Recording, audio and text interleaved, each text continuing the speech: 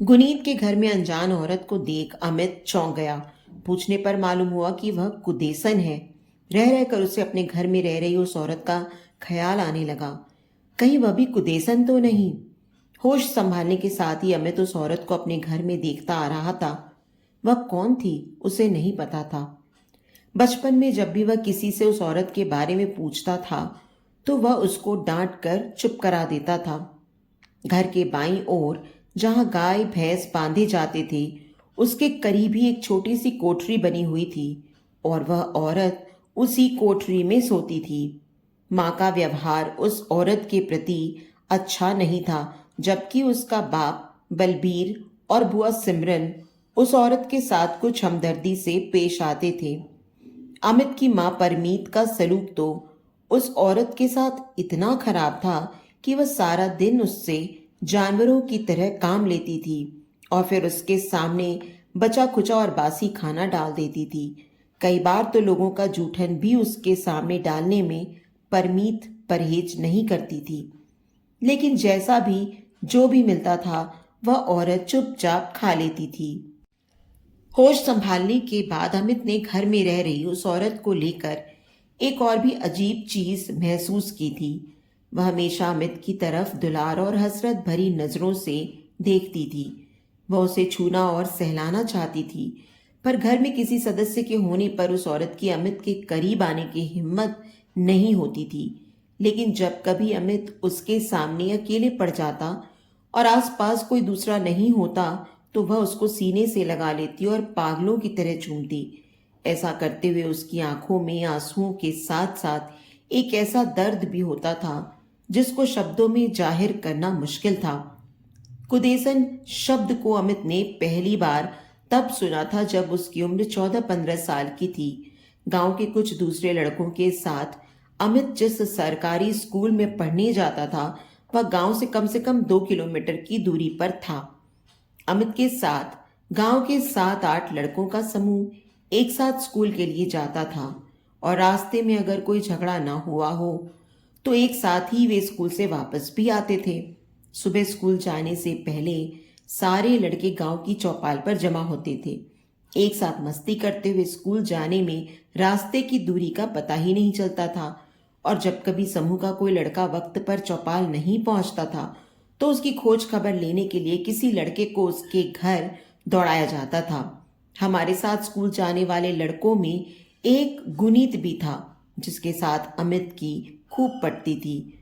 दोनों एक ही कक्षा में पढ़ते थे। अमित कई बार गुनीत के घर भी जा चुका था।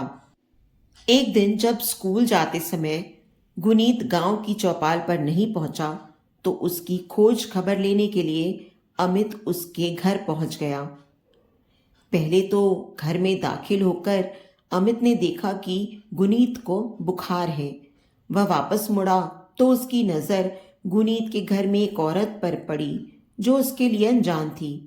वह जवान औरत गांव में रहने वाली औरतों से एकदम अलग थी, बिल्कुल उसी तरह जैसे उसके अपने घर में रह रही औरत उसे नजर आती थी। चूंकि अमित को स्कूल जाने की जल्दी थी इसलिए उसने इस बारे में गुनीत से कोई बात नहीं की।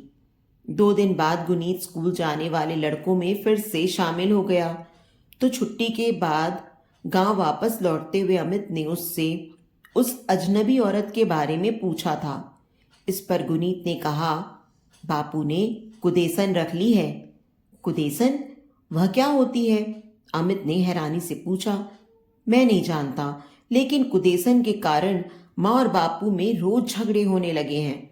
माँ कुदेसन को घर में 1 मिनट भी रखने को तैयार नहीं, लेकिन बापू कहता है कि भले ही लाशें बिछ जाएं, कुदेसन यहीं रहेगी। गुनीत ने बताया।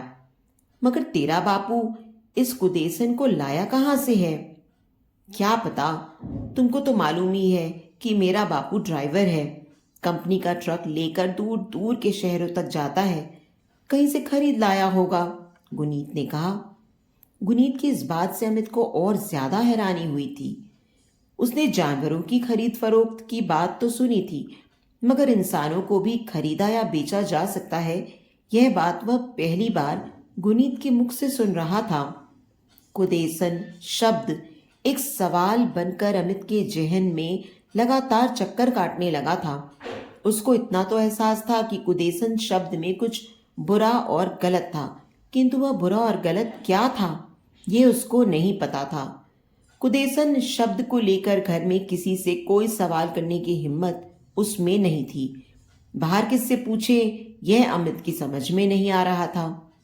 असमंजस की उस स्थिति में अचानक ही अमित के दिमाग में अमली चाचा का नाम कौंधा था। अमली चाचा का असली नाम गुरबख्श था। अफीम के नशे का आदी होने के कारण ही गुरबख्श का नाम अमली चाचा पड़ गया था। गांव के बच्चे तो बच्चे, जवान और बड़े बूढ़े तक गुरबख्श को अमली चाचा कहकर बुलाते थे। दूसरे शब्दों में गुरबख्श सारे गांव का चाचा था। गांव की चौपाल के पास ही अमली चाचा पीपल के नीचे जूतों को गांठने की दुकानदारी सजाकर बैठता था। वह अकेला था क्योंकि उसकी शादी नहीं हुई थी। एक एक करके उसके अपने सारे मर गए थे। आगे पीछे कोई रोने वाला नहीं था अमली चाचा के। गांव के हर शख्स से अमली चाचा का मजाक चलता था। बड़े तो बड़े, अमित की उम्र के लड़कों के साथ भी उसका हंसी मजाक चलता था।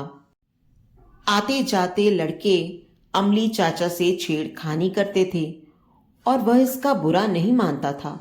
हाँ, कभी कभी छेड़खानी करने वाले लड़कों को भद्दी भद्दी गालियां जरूर दे देता था। शरारती लड़के तो अमली चाचा की गालियां सुनने के लिए ही उसको छेड़ते थे। अमित ने जब से होश संभाला था उसका भी अमली चाचा से वास्ता पड़ता रहता था। जब भी उसके पांव की चप्पल कहीं से टूटती थी तो उसकी मरम्मत अमली चाचा ही करता था। चप्पल की मरम्मत और पॉलिश करके एकदम उसको नया जैसा बना देता था अमली चाचा। काम करते हुए बातें करने की अमली चाचा की आदत थी। बातों की झोंक में कई बार बड़ी काम की बातें भी कह जाता था अमली चाचा। कुदेसन के बारे में अमली चाचा से वह पूछेगा, ऐसा मन बनाया था अमित ने। एक दिन जब स्कूल से वापस आकर सब लड़के अपने अपने घर की तरफ रुख कर गए तो अमित घर जाने के बजाय चौपाल के करीब पीपल के नीचे जूतों की मरम्मत में जुटे अमली चाचा के पास पहुंच गया। अमित को देख अमली चाचा ने कहा, क्यों रे, फिर टूट गई तेरी चप्पल? तेरी चप्पल में अब जान नहीं रही। अपने कंजूस बाप से कह अब नई ले दे। मैं चप्पल बनवाने नहीं आया चाचा। तब इस चाचा से और क्या काम पड़ गया, बोल? अमली ने पूछा। अमित अमली चाचा के पास बैठ गया। फिर थोड़ी सी उहापोह के बाद उसने पूछा, एक बात बतलाओ चाचा, ये कुदेसन क्या होती है? अमित के सवाल पर जूता गांठ रहे अमली चाचा का हाथ अचानक रुक गया। चेहरे पर हैरानी का भाव लिए वह बोले, तू ये सब क्यों पूछ रहा है? मैंने गुनीत के घर में एक औरत को देखा था। गुनीत कहता है कि वह औरत कुदेसन है जिसको उसका बापू बाहर से लाया है। बतलाओ ना चाचा, कौन होती है कुदेसन? क्या करेगा जानकर? अभी तेरी उम्र नहीं है ऐसी बातों को जानने की। थोड़ा बड़ा होगा तो सब अपने आप मालूम हो जाएगा। जा घर जा। अमित को टालने की कोशिश करते हुए अमली चाचा ने कहा, लेकिन अमित जिद पर अड़ गया। तब अमली चाचा ने कहा, कुदेसन वह होती है बेटा जिसको मर्द लोग बिना शादी के घर में ले आते हैं और उसको बीवी की तरह रखते हैं। मैं कुछ समझा नहीं चाचा। थोड़े और बड़े हो जाओ बेटा तो सब समझ जाओगे। कुदेसनें तो इस गांव में आती ही रही हैं। आज गुनीत का बाप कुदेसन लाया है, एक दिन तेरा बाप भी तो कुदेसन लाया था, पर उसने यह सब तेरी माँ की रजामंदी से किया था, तभी तो वह वर्षों बाद भी तेरे घर में टिकी हुई है। बातें तो बहुत सी हैं पर मेरी जबानी उनको सुनना शायद तुमको अच्छा नहीं लगेगा। बेहतर होगा तुम खुद ही उनको जानो, अमली चाचा ने कहा। अमली चाचा की बातों से अमित हक्का बक्का था। उसने सोचा नहीं था कि उसका एक सवाल कई दूसरे सवालों को जन्म देगा, सवाल भी ऐसे जो उसकी अपनी जिंदगी से जुड़े थे। अमली चाचा की बातों से यह भी लगता था कि वह बहुत कुछ उससे छिपा भी गया था। अब अमित की समझ में आने लगा था कि होश संभालने के बाद वह जिस खामोश औरत को अपने घर में देखता आ रहा है वह कौन है। वह भी कुदेसन है। लेकिन सवाल तो कई थे। यदि मेरा बापू कभी माँ की रजामंदी से कुदेसन लाया था, तो आज माँ उससे इतना बुरा सलूक क्यों करती है? अगर वह कुदेसन है तो मुझको देख कर रोती क्यों है? जरा सा मौका मिलते ही मुझको अपने सीने से चिपका कर चूमने चाटने क्यों लगती है वह? माँ की मौजूदगी में वह ऐसा क्यों नहीं करती थी? क्यों डरी डरी और सहमी सी रहती थी वह माँ के वजूद से? फिर अमली चाचा की इस बात का क्या मतलब था कि अपने घर की कुछ बातें खुद ही जानो तो बेहतर होगा? ऐसी कौन सी बात थी जो अमली चाचा जानता तो था, किंतु अपने मुंह से उसको नहीं बतलाना चाहता? एक सवाल को सुलझाने निकला अमित का किशोर मन कई सवालों में उलझ गया। उसको लगने लगा कि उसके अपने जीवन से जुड़ी हुई ऐसी बहुत सी बातें हैं जिनके बारे में वह कुछ नहीं जानता। अमली चाचा से नई जानकारियां मिलने के बाद अमित ने मन में इतना जरूर ठान लिया कि वह एक बार माँ से घर में रह रही कुदेसन के बारे में जरूर पूछेगा। कुदेसन के कारण अब गुनीत के घर में बवाल बढ़ गया था। गुनीत की माँ कुदेसन को घर से निकालना चाहती थी, मगर उसका बाप इसके लिए तैयार नहीं था। इस झगड़े में गुनीत की माँ के दबंग भाइयों के कूदने से बात और भी बिगड़ गई थी। किसी वक्त भी तलवारें खिंच सकती थीं। सारा गांव इस तमाशे को देख रहा था। वैसे भी यह गांव में इस तरह की कोई नई या पहली घटना नहीं थी। जब सारे गांव में गुनीत के घर आई कुदेसन की चर्चा थी, तो अमित का घर इस चर्चा से अछूता कैसे रह सकता था? अमित ने भी माँ और सिमरन बुआ को इसकी चर्चा करते सुना था, लेकिन काफी दबी और संतुलित जबान में। इस चर्चा को सुनकर अमित को लगा था कि उसके माँ से कुछ पूछने का वक्त आ गया है। एक दिन जब अमित स्कूल से वापस घर लौटा, तो माँ अपने कमरे में अकेली थी। सिमरन बुआ किसी रिश्तेदार के यहाँ गई हुई थी और बापू खेतों में था। अमित ने अपना स्कूल का बस्ता एक तरफ रखा और माँ से बोला, एक बात बतला माँ, गाय भैंस बांधने वाली जगह के पास बनी कोठरी में जो औरत रहती है वह कौन है? अमित के इस सवाल पर उसकी माँ बुरी तरह से चौंक गई और पल भर में ही माँ का चेहरा आशंकाओं के बादलों में घिरा नजर आने लगा।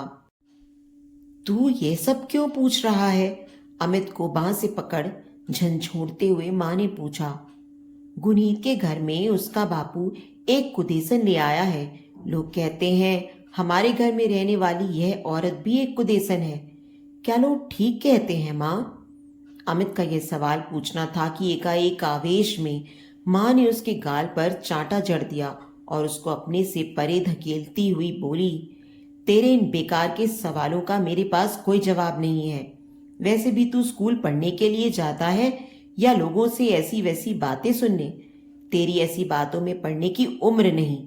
इसलिए खबरदार, जो दोबारा इस तरह की बातें कभी घर में की तो मैं तेरे बापू से तेरी शिकायत कर दूंगी।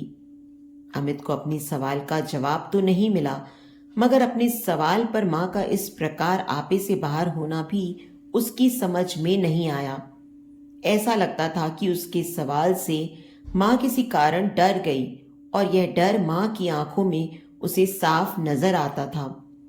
अमित के माँ से पूछे इस सवाल ने घर के शांत वातावरण में एक ज्वार भाटा ला दिया। माँ और बापू के परस्पर व्यवहार में तलखी बढ़ गई थी और सिमरन बुआ तलक होते माँ और बापू के रिश्ते में बीच बचाव की कोशिश करती थी। माँ और बापू के रिश्ते में बढ़ती तलखी की वजह कोने में बनी कोठरी में रहने वाली वह औरत ही थी, जिसके बारे में अमली चाचा का कहना था कि वह एक कुदेसन है। माँ अब उस औरत को घर से निकालना चाहती है। अमित ने माँ को इस बारे में बापू से कहते भी सुना। अमित को ऐसा लगा कि माँ को कोई डर सताने लगा है। बापू माँ के कहने पर उस औरत को घर से निकालने को तैयार नहीं है। अमित ने बापू को माँ से कहते सुना था, इतनी निर्मम और स्वार्थी मत बनो। इंसानियत भी कोई चीज होती है। वह लाचार और बेसहारा है, कहाँ जाएगी? कहीं भी जाए, मगर मैं अब उसको इस घर में एक पल भी नहीं देखना चाहती हूँ। अमित भी इसके बारे में सवाल पूछने लगा है। उसके सवालों से मुझे डर लगने लगा है। कहीं उसको असलियत मालूम हो गई तो क्या होगा? माँ की बेचैन आवाज में साफ कोई डर था। ऐसा कुछ नहीं होगा, तुम बेकार में किसी वहम का शिकार हो गई हो। हमें इतना कठोर और एहसान फरामोश नहीं होना चाहिए। इसको घर से निकालने से पहले जरा सोचो कि इसने हमें क्या दिया और बदले में हमसे क्या लिया। सिर छिपाने के लिए एक छत और 2 वक्त की रोटी, क्या इतने में ही हमें यह महंगी लगने लगी है? जरा कल्पना करो, इस घर को एक वारिस नहीं मिलता तो क्या होता। एक औरत होकर भी तुमने दूसरी औरत का दर्द कभी नहीं समझा। तुमको डर है उस औलाद के छीनने का जिसने तुम्हारी कोख से जन्म नहीं लिया। जरा इस औरत के बारे में सोचो जो अपनी कोख से जन्म देने वाली औलाद को भी अपने सीने से लगाने को तरसती रही। जन्म देते ही उसके बच्चे को इसलिए उससे जुदा कर दिया गया ताकि लोगों को यह लगे कि उसकी माँ तुम हो, तुमने ही उसको जन्म दिया है। इस बेचारी ने हमेशा अपनी जबान बंद रखी है।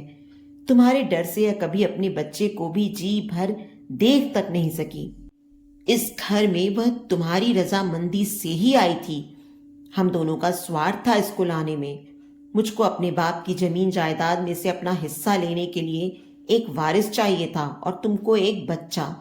इसने हम दोनों की ही इच्छा पूरी की। इस घर की 4 दीवारी में क्या हुआ था यह कोई बाहरी व्यक्ति नहीं जानता। बच्चे को जन्म इसने दिया, मगर लोगों ने समझा तुम मां बनी हो। कितना नाटक करना पड़ा था एक झूठ को सच बनाने के लिए। जो औरत केवल 2 वक्त की रोटी और एक छत के लालच में अपने सारे रिश्तों को छोड़ मेरा दामन थाम इस अनजान जगह पर चली आई, जिसको हमने अपने मतलब के लिए इस्तेमाल किया, पर उसने ना कभी कोई शिकायत की और न ही कुछ मांगा।